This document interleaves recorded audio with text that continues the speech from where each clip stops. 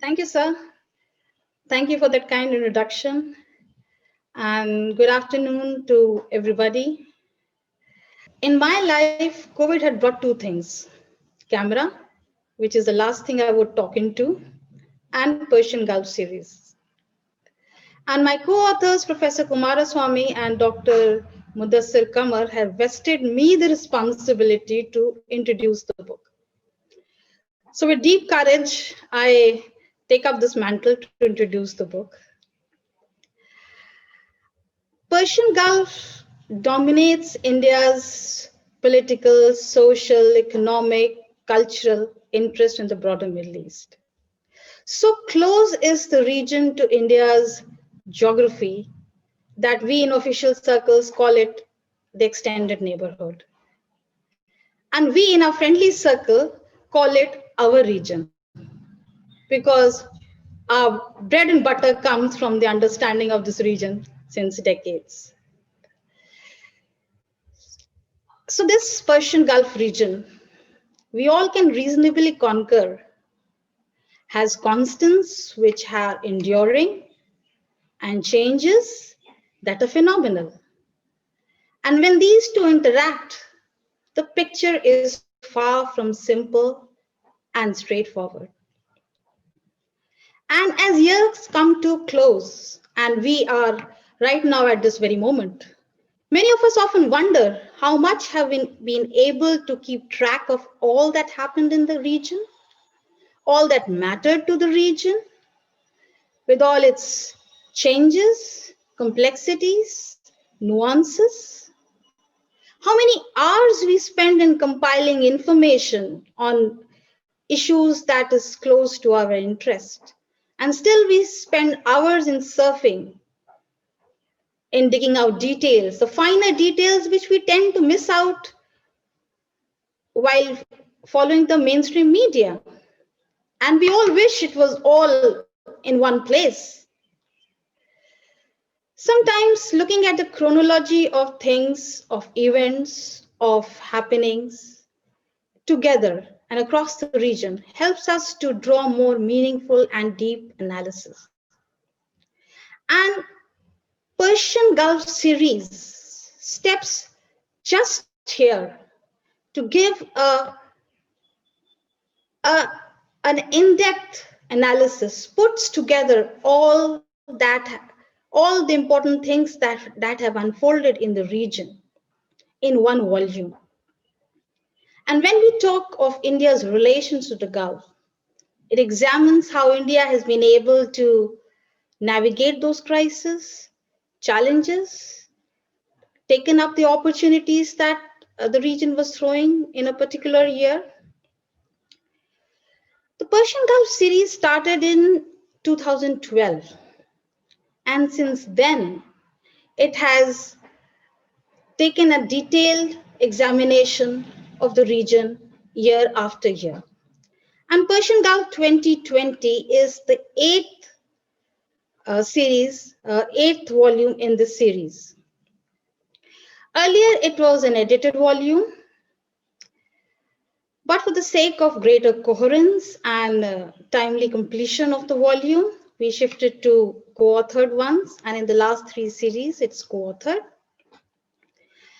And we are working with our publisher, Macmillan, Palgrave Macmillan, so that the volume comes somewhere in the middle of the year, not as in the end as we are having it right now. Invariably, some due to COVID delays. It is an evolving series, and its scope has been substantially enhanced. Persian Gulf 2020 offers an updated information across more than 40 indicators covering wide-ranging demographic, political, economic, cultural, environment aspects, and will continuously evolve to include more. Even though it's a part of a series on a standalone basis, it presents very extensive metadata on the domestic issues of the Gulf, the political, the security aspects. Each chapter analyzes the development of the region. So 2020 it covers the events of 2019 from January to 30, and it puts it all into a single volume. As an annual series, it rigorously undertakes stock of analysis and makes an appraisal of the progress, breakthroughs, and critical gaps in India's relations with the Gulf. To the best of our knowledge, the closest thing, we don't have a volume on India's, as an annual series, on India's relations with the Gulf. We don't have any annual publication on India's foreign policy and relations as a whole or as a country. The closest thing we have is the annual report of the MEI, which is largely a narration of the bilateral visits. Persian Gulf as a series undertakes a more rigorous, detailed analysis of India's relation covering over whole gamut of political, economic, social, and cultural issues. And the basic template is that each chapter analyzes, there are nine countries that we have taken, including one chapter on the GCC. And each country has been analyzed in its development for that calendar year. And India's relations has been evaluated against that. And in this task, my co-authors, Professor Kumaraswamy, Dr. Mudassir Kamar, and myself, we have tried to look into all the dimensions, all the different dimensions of the issues, events that was happening in the year 2019. And in doing so, we have consulted a wide range of sources. We've looked into national official records, national databases, media reports, research reports, preferably from these countries themselves, and then to converge it and supplement it with international data. And in doing so, we find important data on direction of trade and investment partners, which helps us to understand underlying contradictions, the limitations of the political rhetoric in real life transactions. For example, President Erdogan was known to say that despite US sanctions, it will be impossible for Turkey to stop importing oil and gas from Iran. But we found out that Turkey's import actually halved during the year, and by mid-year it almost halted. So broadly, the political landscape of 2019 was marked by three major things: the heightened US-Iran tensions, the continuing GCC and Yemen crisis. The US-Iran tension intensified in the region, often conflagrating into a regional crisis. And that led US to send troops for active deployment in Saudi Arabia, the first such after complete withdrawal in 2003. Trump's policy of maximum pressure, the ensuing economic hardships, coalescing with angry Iranians, venting their anger in an unprecedented way against even the supreme leader, Ayatollah Khamenei. All this coalesced to make Iran more resolute and belligerent. And India's relation with Iran was reeling under the shadows of these events. And when the waiver on US sanctions ended in the mid of the year, India halted its crude oil imports. the costs were very high, which India could not bear. There were efforts by Iran to use to prompt India, to compel India to use the rupee mechanism as we have done it before, but that was largely unsuccessful. India has often been criticized for not following an independent policy, but the constraints are the cost.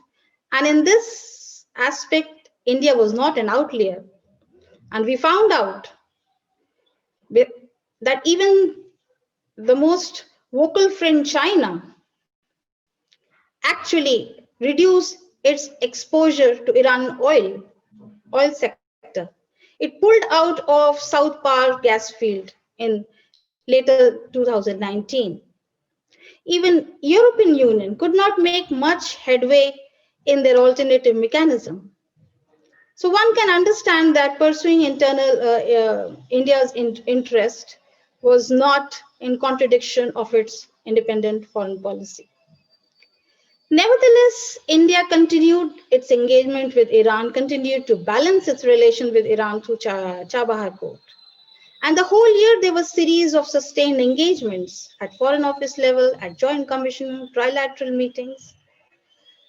On the front of Chabahar Port, even though India got waiver from the US sanctions, but we found out that there were increasing difficulties in procuring heavy duty equipments, and ironically from the Chinese and the European companies themselves. We found out that a long-standing tender was called off because of lack of bidders. So the progress had been very slow. Only 2 berths were completed by the time we submitted the manuscript. And about 5 lakh tons of cargoes moved back and forth from Afghanistan to India through the port, mostly wheat, dry fruits, textile. On the intra-GCC crisis, the crisis endured, but there were certain sobering moments also. Qatar participated in the Peninsula Shield exercise in Saudi Arabia. Saudi Arabian and Bahrain football players participated in the Doha event. Saudi Arabia's King Salman extended personal invitation to the Emir of Qatar, which he did not take it and sent his representative. So the relation remained frosty. And in the midst of all this, India embarked on its traditional policy of non-interference and managed to get its energy supplies and remittances. And noteworthy in the intra-GCC rift was that despite the embargo on Qatar, it continued to supply gas to UAE through the Dolphin gas project. We also found Qatar's reliance increasing resilience economically and politically. And much of these details are given in the book. Conflict in Yemen. The crisis was enduring and ongoing, led to a lot of humanitarian crisis. We all know that. But the crisis also spilled over in an economic warfare for control over fuel imports, tariffs, monetary policy, money exchanges, and fuel tankers were on the waters waiting to be offloaded. And ironically, Yemen, the fuel prices, especially that of diesel, was skyrocketing at a time when international oil prices were falling. The Houthis banned the use of currency issued by the central bank in Aden. So amidst all this, India didn't have much to do. After the evacuation, the trade almost came to a halt. And nevertheless, India still participates in the anti-piracy operations in the Gulf of Aden. India's most immediate needs in the region is that of energy and expatriates. India imports 64% of the oil and gas from the region. India's traditional relationship has been friendly with all the countries, but it lacked the dynamism. It lacked the intensity of political and diplomatic engagement so far. And all this changed with the coming of the Prime Minister Modi in 2014, who spurred a more activist foreign policy and displayed the willingness to engage the Persian Gulf countries politically and diplomatically in a matter that was demonstrative of India's potential. And it did embark new enthusiasm into the relationship.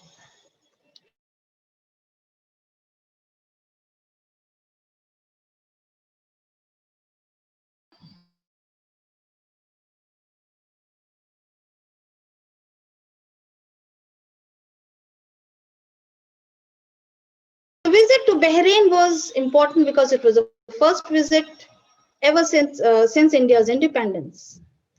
And in Saudi Arabia and UAE, besides a number of MOUs that were signed across wide-ranging fields of cooperation, RuPay, an Indian version of the international payment card, was launched. The government has definitely elevated the Persian Gulf region in India's security calculus.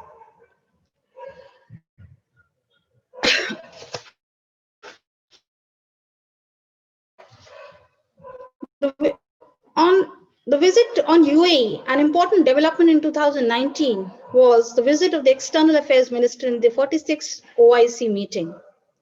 It was pivotal moment for India because it reversed the embarrassment India faced in its participation in the first OIC conference in Rabat.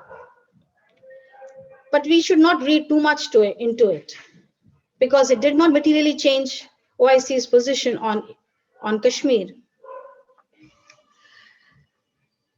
There was continued engagement with Oman, Kuwait, and Qatar. In case of Qatar, Qatar is the largest LNG supplier to India, and we had a long-term agreement, 10 years, to pick up 10 million tons per annum of LNG. The challenge that we face is that of price alignment. The price under the contract has often been double to that prevailing in the spot market, and India has been negotiating with Qatar to align these prices. Iraq is a low-hanging fruit. It has overtaken Saudi Arabia as the top supplier of oil. Nevertheless, our political engagements with Iraq is not intensive enough to engage Iraq substantially. India had been active in Iraq before 2003, especially in the power sector. Iraq faces the challenges of reconstruction, bottlenecks in its energy sector. So India's participation in construction project in exchange for lucrative oil deal is worth examining. The region hosts many wealthy countries in India's immediate neighborhood, and India seeks to capitalize on this through expansion of trade, investment, and commercial ties. At the same time, India tries to leverage its huge market potential, its growing economy, its 400 million plus middle class, its vast pool of technical skills. But the problems and challenges are paramount. And notable among them is the trade is disbalanced, mostly concentrated in Saudi Arabia and UAE. And if you look at the composition of trade, the content of trade is of low value addition and low technical content. With all the countries, a major section is comprising of agriculture and edible goods. So our exports to the region has been very sluggish. As far as investment is concerned, Both India and the Gulf looked at each other with a lot of interest.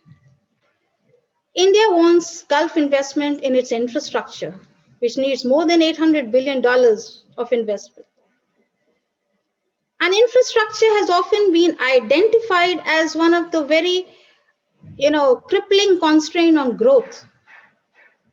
So this is where India needs to bring in more infrastructure, investment, sorry.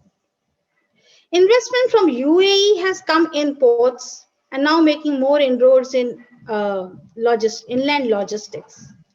But investment from other countries are more of portfolio investments, and which we all know are very temporary and transitory, often volatile. And as compared to their potential is only a trickle. We have seen multi-fold increase of investment from Saudi Arabia and Qatar in 2019. There were two mega deals that was announced in 2019. One was a joint investment of ADNOC and Aramco in upcoming refinery in Maharashtra. And the other was that of Reliance picking up Aramco's stake, 20% in Reliance oil to chemical business. And both these deals are hamstrung for one reason or the other. In intra-GCC issues, India has not been able to engage GCC as an organization because of political bickering. Nevertheless, a certain level of functional continuity is seen, and they've been able to harmonize their standards, their custom administration procedures, and can be an apt platform to deliberate on mutual progress and share success stories. One vital interest of India is its 9 million Indian community living and working there. Despite job nationalization efforts in these countries, Indian community has increased in all the countries except Saudi Arabia. And today the biggest challenge is to facilitate the return of these expatriates into this region. COVID has delayed, if not derailed, many of these commercial engagements. But the opportunities are also emerging. And we need to have a more sustained engagement with this region. We have given a couple of policy suggestions, and one of them is to have more periodic and institutionalized meetings between different sections of the civil society, between media, between academia, the scientific community, the literary community, and we have to institutionalize this. Indians in the Persian Gulf regions have been earning dinars and dirhams, but India is yet to earn a brand name for itself. Though the region has earned a lot of respect and interest, but we are yet to evoke that confidence so that both the nations can take the relation, both India and the Persian Gulf countries can take the relation to the next level. And for that, we need to leverage our knowledge economy, our startups, our ITs. But the main challenge is to put all our standardization and accreditations at par with international levels. While building relations with the region, it is important to build relations between India and Indians, to connect the flag, the money, and the people. This is an ongoing and evolving series, and feedbacks, suggestions will be very valuable in enhancing the scope of it. Thank you very much for your patient hearing. I'll be looking forward for more suggestions, comments, and queries. Thank you very much.